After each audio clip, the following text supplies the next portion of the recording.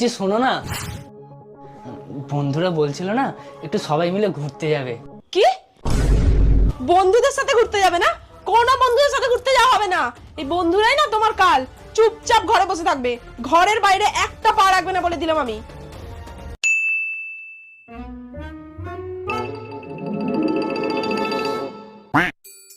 এইটা দেখেও নিশ্চয়ই রাজি হবে।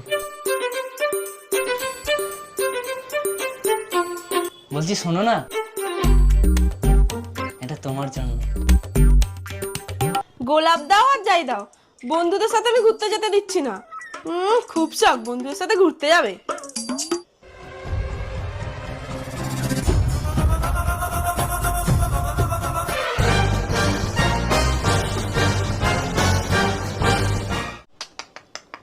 শোনা বউ।